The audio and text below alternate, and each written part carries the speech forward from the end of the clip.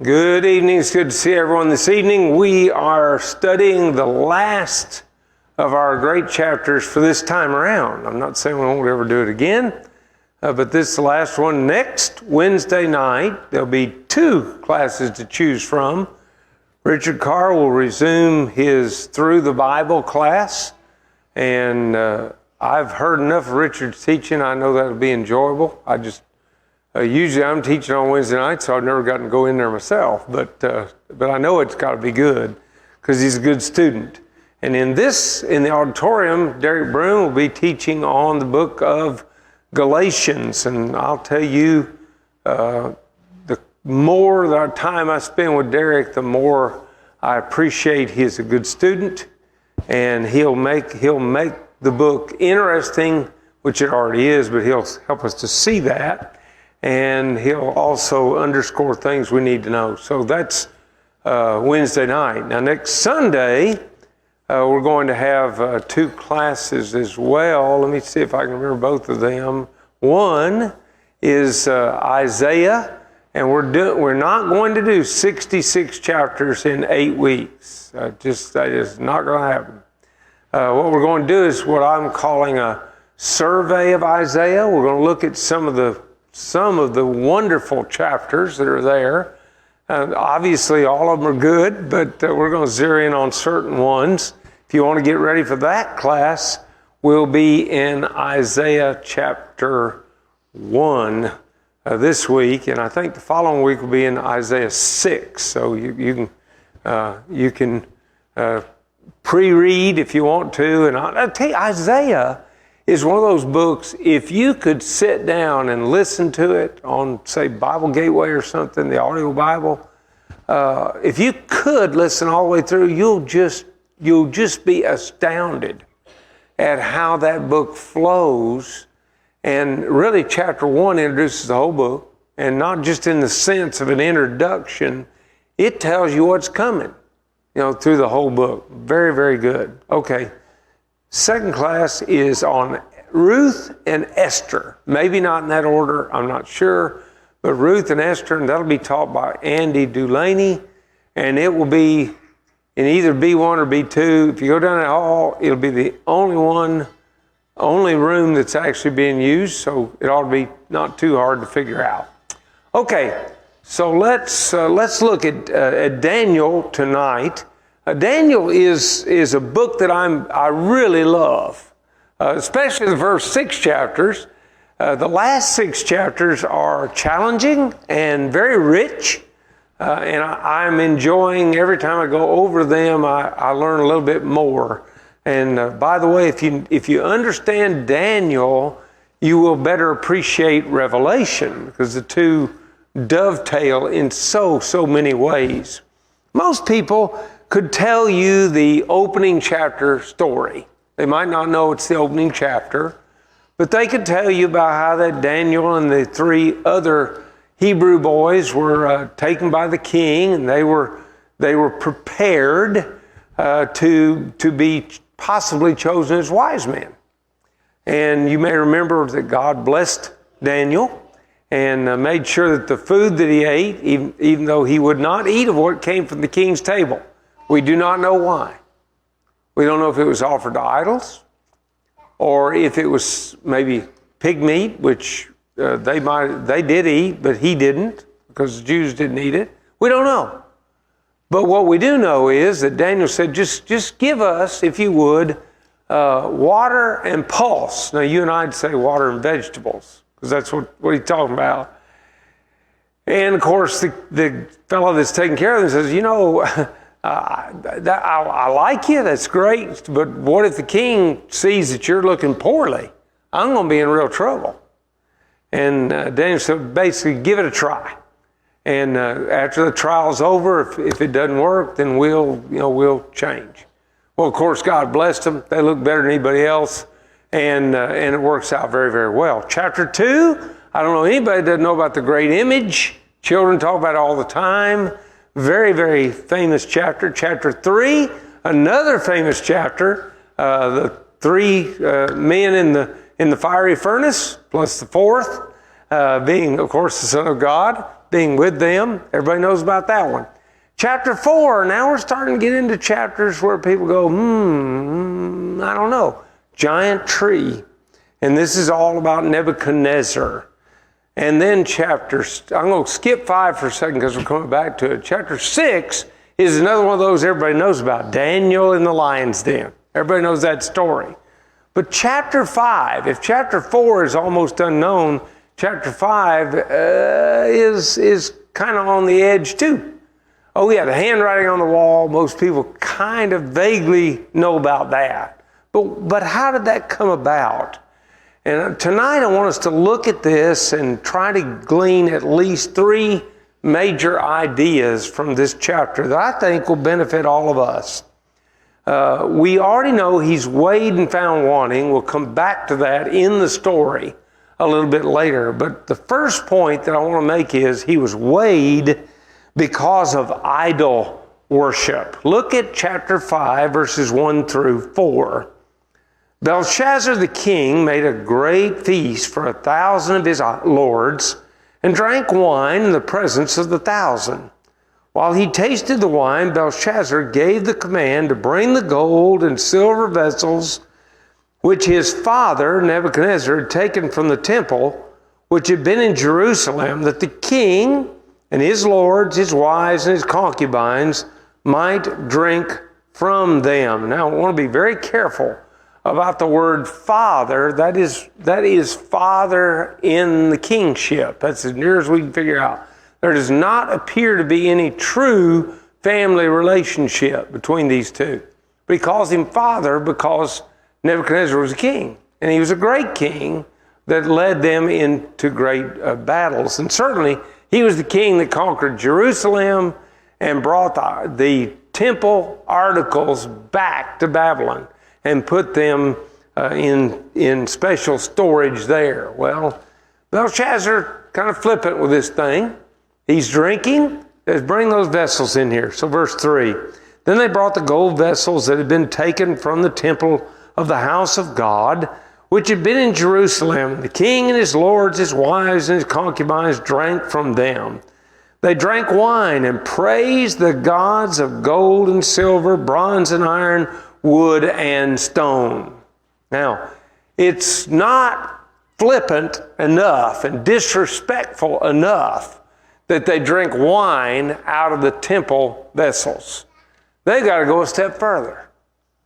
They not only drink wine, they drink it in honor of their gods. Now, when we go through the book of Isaiah, even the little bit we'll get to look at, you want to find some fascinating chapters and ideas. You look at what Isaiah says about idols. He says they have to nail them down so they can stand still. That's one of the points that he makes. And he said they can't motivate themselves. He said they got to pick them up and carry them wherever they go. So you think about the contrast between the living God and this God, and there's no comparison. The false gods of Babylon were just not equal to the God of heaven. Not in any sense of the word. But they used the temple articles in idol worship. So, verse 5. In the same hour, the fingers of a man's hand appeared and wrote opposite the lampstand on the plaster of the wall of the king's palace. And the king saw the part of the hand that wrote. Now, for us, it'd be spooky enough, I guess, to have a hand, no body, just a hand writing on the wall. That'd be pretty spooky. But see, there's a little bit of historical background that makes it even more so. In that era, when they conquered kings and peoples, sometimes they would cut the hands off and bring them back to prove they killed them. Now, Belshazzar is treating the God of heaven like he's dead. And so God says, here, let me write you a note with my old dead hand. Well, he's not really dead, of course. We know that. But that's effectively what's going on. Read the next verse. Then the king's countenance changed, and his thoughts troubled him, so that the joints of his hips were loosened, and his knees knocked against each other. You may have been there and done that, not for the same reason, but you understand. He's frightened. He's really frightened. And because of that frightening, look at what happens next in verses 8 through 12. Well, I want to get 7 first. That's my fault. The king cried aloud to bring in the astrologers, the Chaldeans, and the soothsayers. The king spoke, saying to the wise men of Babylon, "Whoever reads this writing and tells me its interpretation shall be clothed with purple and have a chain of gold around his neck, and he shall be the third ruler in the kingdom." Now, you might be scratching your head saying, third? If he's doing all that good for you, shouldn't he be number 2? Well, let's think about this a minute. We're in an era right here where the real king of Babylon is a fellow named Nabopolassar. And Nabopolassar does not live in the capital city. Why not? Because he worshiped a god that was so vile to the people of Babylon that he couldn't live there. They wouldn't tolerate it. His son is, guess who? Belshazzar. So Belshazzar is second in command. So when he says, "I'm going to make you third in the kingdom," guess what? That means he's effectively number 2 because Nabopolassar doesn't live there. He lives away from there. So that's a little bit of the background that's going on there. So now in verse 8, "Now all the king's wise men came, but they could not read the writing or make known to the king its interpretation.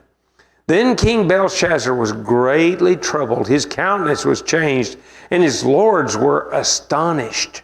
The queen, because the words of the king and his lords, came to the banquet hall. The queen spoke, saying, 'O king, live forever.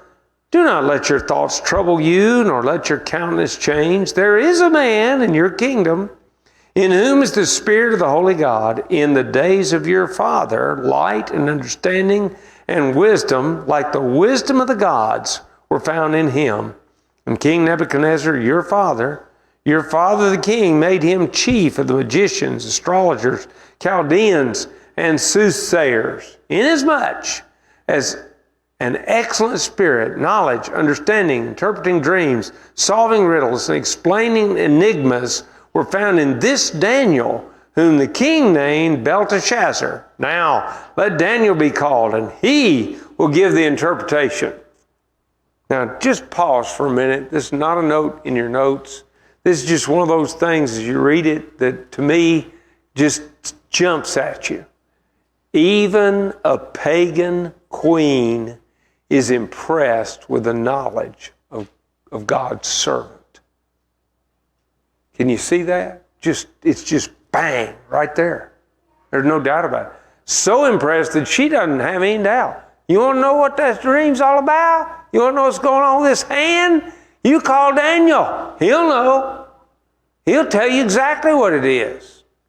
Now, if you would, skip down to verse 23, because in verse 23, we see what I've been talking about, and that is that he's weighed because of his worship of idols. "And you've lifted yourself up against the Lord of heaven. They have brought the vessels of his house before you, and you and your lords, your wives, and your concubines have drunk wine from them, and you've praised the gods of silver and gold, bronze and iron, wood and stone, which do not see or hear or know, and the God who holds your breath in his hand and owns all your ways you have not glorified." Now that's Daniel. And you know what? He kind of held back briefly and was much more careful about his wording. He's not very careful right here. He's bold. Comes straight out with it. Look here. Here's what's going on. Here's what you better think about. Now, if you want to look, you could glance at some New Testament passages. And I think, for example, of Acts chapter 17, where the Apostle Paul is standing on Mars Hill describes God as the one in whom we live and move and have our very being. They tell me, and thankfully I've not had it, and I've not really gotten to speak heavily to someone who had it this strongly, but they tell me that the most frightening thing about this virus is the inability to get air. I have watched as our daughter, who at least as a young woman, had asthma, and I've seen her on a basketball court just about, lose her life, I guess, because she couldn't breathe. God holds your breath in His hand. And, Daniel's saying, you've been pretty disrespectful here, with one that holds that kind of power. And that's exactly what he's underscoring for him to see. What about us? We read this thing with, I don't have a single idol at my house. Now, I do have an 80-inch television, but I don't have any idols, at my house. And by the way, I don't have an 80-inch television, just in case you're wondering.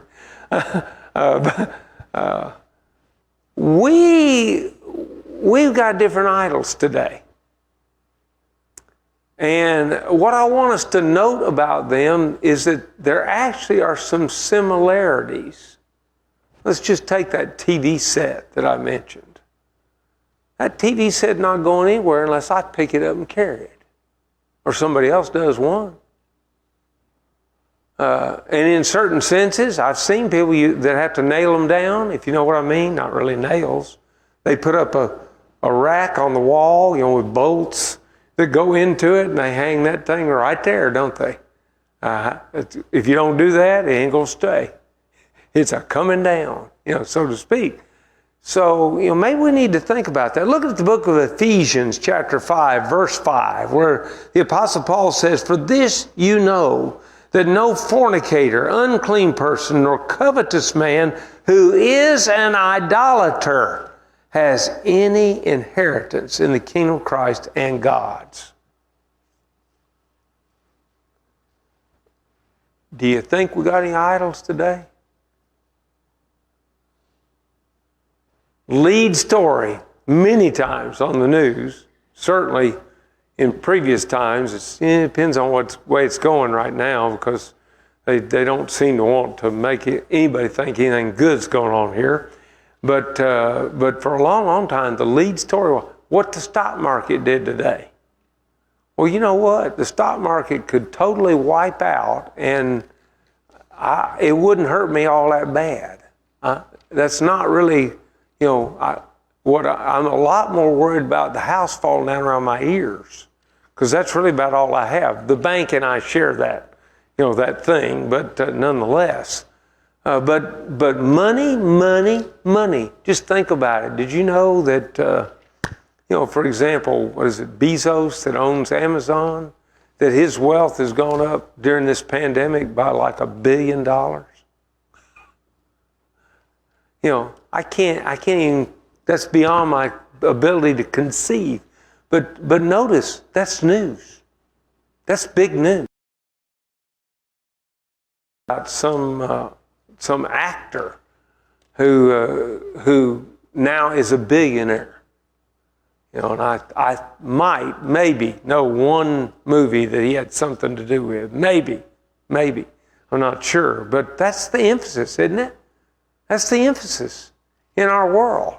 Who are the richest people? That's who is idolized. Forbes has top 100 every year that they put there. Now, someone say, well, you don't have to worry about me. I don't have any money. Can't be an idol. Wait a minute. You don't have to have any money to make it an idol.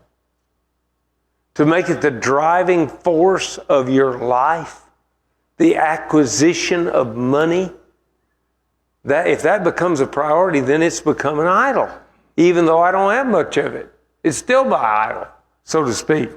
Another verse, 1 Timothy 6:10, the Apostle Paul says to the young preacher, "For the love of money is a root of all kinds of evil, for which some have strayed from the faith in their greediness and pierced themselves through with many sorrows. Be careful. Now watch. That does say the love of money. Right now in this society, you can't function without money in some form. You got to have it. If you go to, last time I went to any of the local grocery stores, they did not say, you look really nice. Here, just take that home with you. They've not done that. I've got to pull out something, plastic or paper or whatever it is, but I got to give them something, or I'm not getting that. I understand that, but the love of money, that's a different thing. And that's the root of covetousness right there, is the love of money. So beware. We may not worship any idols made out of wood, so to speak, but maybe we do have idols, and we need to be careful. He was weighed because of idol worship. He was also weighed because of pride. Skip on down, or go back really to verse 13. And as we look at verse 13 in chapter 5, here's what happens.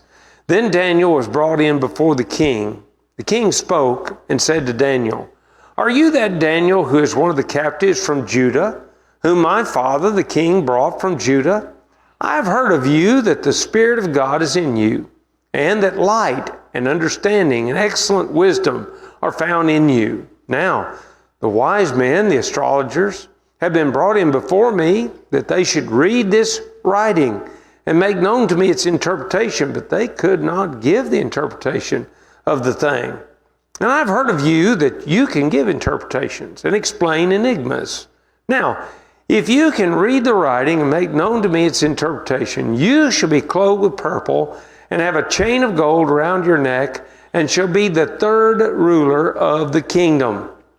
Then Daniel answered and said before the king, "Let your gifts be for yourself, and give your rewards to another. Yet I will read the writing to the king and make known to him the interpretation." Okay, so stage is set, pretty well. Daniel doesn't care about the presence, the gifts. He doesn't care about being in power. Not an interest to him. What is he interested in? We're going to find out. He's interested in God and what God wants, and that will be what he underlines. So pick up at verse 18. "O king, the Most High God gave Nebuchadnezzar your father a kingdom and majesty, glory and honor. And because of the majesty that he gave him, all peoples, nations, and languages trembled and feared before him. Whomever he wished, he executed. Whomever he wished, he kept alive. Whomever he wished, he set up. And whomever he wished, he put down." Pretty powerful. But now notice who did that. It says God, right? Pretty clear that God did it. There's a problem, and that's the next thing he picks up on. "But when his heart was lifted up and his spirit was hardened in pride, he was deposed from his kingly throne, and they took his glory from him. Then he was driven from the sons of men. His heart was made like the beasts, and his dwelling was with the wild donkeys. They fed him with grass like oxen, and his body was wet with the dew of heaven, till he knew that the Most High God rules in the kingdom of men and appoints over it whomever he chooses." Now, I want you to think about something. They've just gotten through drinking out of the temple vessels that were dedicated to that living God, who gives people power. You can almost already anticipate where this writing's going, and I know you're familiar with the passage. So now watch. Nebuchadnezzar was proud, God humbled him. So what happens? How does Belshazzar respond? Pick up verse 22. "But you, his son Belshazzar, have not humbled your heart, although you knew all this." Now, I'm not sure how he knew it.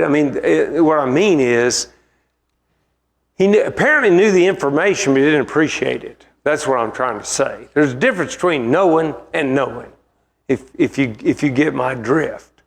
Some people know things and they act like they don't know it. They treat it as if it's not real information. Well, that's what Belshazzar's done. Oh, he knew. He knew the stories. The Queen Mother repeated this thing, to him, told him about it, reminded him of it, but he too has acted with pride. He failed to humble his heart. You might say, do we have that problem? That's not very hard to answer, is it?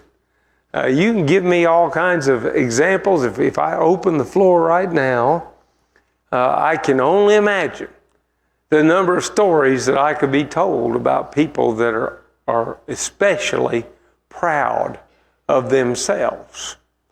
And there's quite a list, isn't there, of those people that think that they're capital, as my mama used to say, capital I-T it. That's the way folks feel about themselves. But what about Christians? Can we afford to be that way? Turn with me, if you would, to James chapter 4, where James talks about this in verses 6 and 7, as he is writing to those early scattered Christians. Here's what he says. But he gives more grace. Therefore, he says, God resists the proud, but gives grace to the humble. Therefore, submit to God, resist the devil, and he will flee from you. There is an implication, it seems to me, within that passage that humility is the means of resisting the devil. That pride is one of the devil's tools. Not too surprising, because if you read in 1 Timothy, and you're reading those qualifications of elders, one of the reasons you can't be a novice is because lest he be swallowed up with pride, like the devil. See, so it appears to me that pride and the devil kind of almost go hand in hand. So look at verse 10.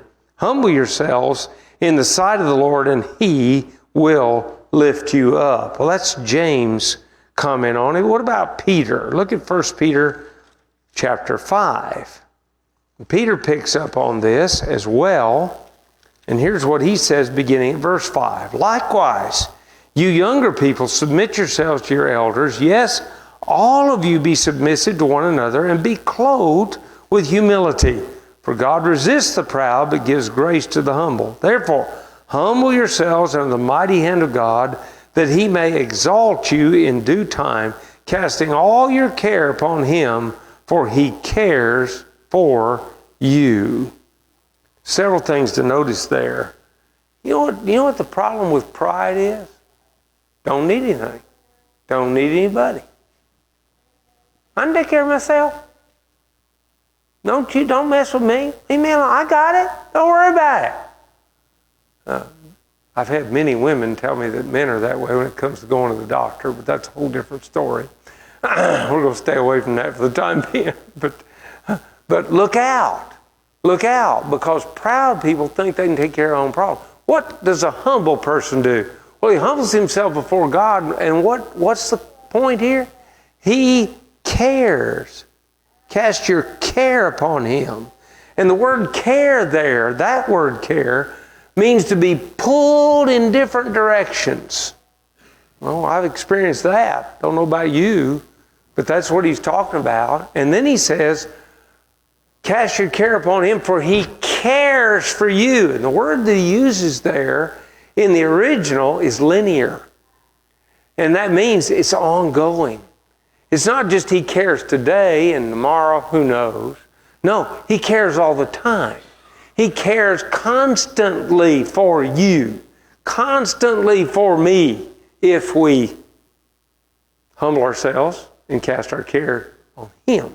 Let him take care of it. So, this problem with pride is not unique to Belshazzar. It exists in our era as well. But then there's one more lesson that I see here that I think we can benefit from. He was weighed and found wanting by the living God. Let's look now at Daniel chapter 5, beginning at verse 24. We've already read 23 just a moment or two ago. Listen to it. Then the fingers of the hand were sent from him, and this writing was written. This is the inscription that was written. Mene, Mene, Tekel, Upharsin. This is the interpretation of each word, meaning God has numbered your kingdom and finished it. Tekel, you've been weighed in the balances and found wanting. Perez, your kingdom has been divided and given to the Medes and the Persians. Your kingdom has been numbered. Maybe the easiest illustration in Scripture to pick up on would be Hezekiah, who Isaiah comes to and says, God says, get your house in order, you're going to die. Belshazzar, what he learns is, you know what? Your kingdom's done. You're finished. You've ruled long enough. When you think that you're better than me, and despite the fact that of everything I did with Nebuchadnezzar, that made it clear who's really in charge. And boy, did Nebuchadnezzar ever know it. He had it written. It was in royal decree. That's one reason Belshazzar should have known about it. It's in a royal decree that they were to yield to the God of heaven. But no, he didn't do that. He had to flippantly treat that God, and it cost him. Your kingdom's numbered. It's at an end. And then you've been weighed in the balances and found wanting. And, I can think of a number of different things, You need so much of something, whatever that might be. Say so many pounds of apples for some reason. And obviously I pick apples because I like them, but whatever. You need some. And you go some small little fruit stand or whatever and say, I need this many pounds of apples. And I'm going to buy them all from one place. And they come up several pounds short. Sorry, not buying from you today. Oh man, you'd have wiped their whole stock out. They'd been good for that day. Don't have enough. This king is in a much different situation. We're not talking about selling apples. We're talking about his very life is getting ready to come to an end. And because of the way he's treated God, he's found wanting. And he's going to be dealt with, and he's not going to be dealt with very nicely either, to be very honest about it. And then Perez, the Medes and the Persians are going to conquer you. By the way, this is not the first time that's brought up. In fact, Isaiah, more than 100 years before this happened, told who would ultimately let God's people go. And indirectly then, he told who was going to conquer Babylon. He said Cyrus the Persian is going to do it. Called him by name, and this has been years and years before he was even born, much less ascended to the throne, but God called him that way anyway. God knows. God knows. Sometimes in my lifetime, on occasion, I've prayed as if God didn't know, and I tried to give him the information. Don't worry about it. He already knows. Whatever it is you're talking to, he knows. And now when I pray, I try, and I think most of the time I do, I say, God, you already know. What we're talking about now, but I need to lay this in front of you. And usually I'll say, because I don't know what to do. You know, but I don't. I need you in your providence to guide me some way, somehow. Unfortunately, of course, this fella did not. Now, what's the problem? Well, the problem is, now you go back to Daniel 4, and I just cherry-picked one verse. What does it say? God rules the kingdom, man. He puts over whomever he will. If he's through with you as a ruler, you're going down, my friend. And somebody else going to be ruler in your place. And he's already told who it will be. It's going to be a Persian. It's going to ultimately be in charge. That's the message. So pick up and look at 29. I should have put that in there. You can change your notes to say that. Then Belshazzar gave the command, and they clothed Daniel with purple and put a chain of gold around his neck and made a proclamation concerning him that he should be third ruler in the kingdom. By the way, that's going to last less than 24 hours. Why? Did they take it away from him? No. Because what did God say about Belshazzar? You're going down, man. You're going down. That's exactly what's getting ready to happen. So now, verses 30 and 31, that very night, Belshazzar, king of the Chaldeans, was slain, and Darius the Mede received the kingdom, being about 62 years old. Now, what's happening here is the ultimate ruler of the Medes and the Persians is Cyrus. That's the ultimate ruler. Under him is a Mede named Darius, and he is given charge over this area of Babylon, over that area, and he's going to stay there. And there's more about him, in fact, in chapter 6, because he does rule right there. It's his job. So I think we've got to understand that just a little bit. Let me give you a historical note. This will be, some of you will find this very interesting. The rest of you, let me just promise you, I'm not going to spend long on history. On October the 7th, 540 BC, Cyrus the Great diverted the Euphrates River. Now, you kind of have to get an image in your mind so you understand what's going on here.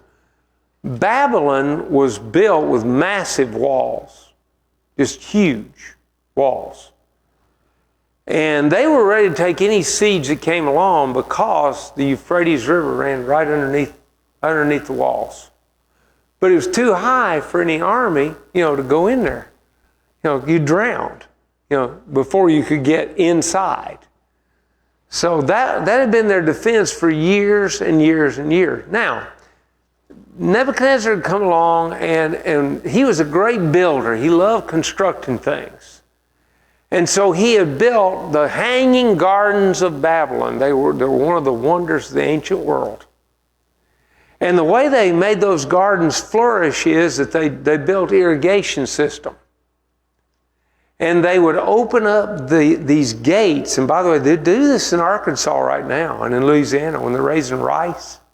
May do it in Mississippi too. I don't really know. But I know they do in those two states. They raise up the gates and the water floods in and waters all those plants. Well, Cyrus came along, studied the situation. He said, raise all those gates. And they raised all those gates, and all the water of the river, or a lot of the water of the river, went off into the gardens. And when it did, the water was lowered, and he marched his army slap underneath the wall. And so, October 7th, 540, he marched under the walls and he defeated, by the way, basically without a shot, so to speak, without a shot being fired. And Belshazzar, who disrespected God, he didn't make it through the night. They killed him. What's the message for us? Turn to Psalm 50, if you would. Psalm chapter 50, begin at verse 10. Listen to what one of the singers of Israel has to say on that occasion. For every beast of the forest is mine, and the cattle on 1,000 hills. I know all the birds of the mountains, and the wild beasts of the field are mine. If I were hungry, I would not tell you, for the world is mine, and all its fullness. We got to be real careful how we treat God. We start talking about how we're going to respond to Him in any sense of the word. You're talking about, I guess they'd say preachers like to talk about contribution. Well, okay, that's one. That's one thing, but that's not near all, is it? What all do we have? Let me tell you, this is my experience going to third world countries. It's one experience that has rung true just about everywhere I've ever been. They think we're the richest people on the face of the earth. And by the way, as a nation, we pretty much are. So guess what? I get emails all the time, or messages now on Facebook Messenger, from preachers all over the world. Brother, I just need you to send me $1,000 a month. I think, yeah, that'd be nice. But they think I've got it. to give it away. I need all these, but I need a copy of all the Truth for Today commentary. They're only about $40 each. And I don't know how many of those things are out now, but it's a bunch. We'd be looking at $400, $500, $600. I'm guessing. What? I can't do that. But nonetheless, we're rich. I got 2 automobiles. They're lucky if they got 1 bicycle. I got an air-conditioned house. They're lucky if they've got a grass roof over a mud brick hut, and they made the bricks. Their floor doesn't have carpet on it. By the way, mine don't either. Or wood. Well, we do have that. Well, fake wood, but whatever. We got wood.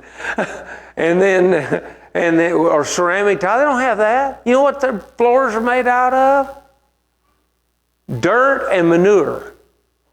And you know who packs it down? The women. When they build it, they pack it down with their feet and make it smooth. It's just like a piece of concrete.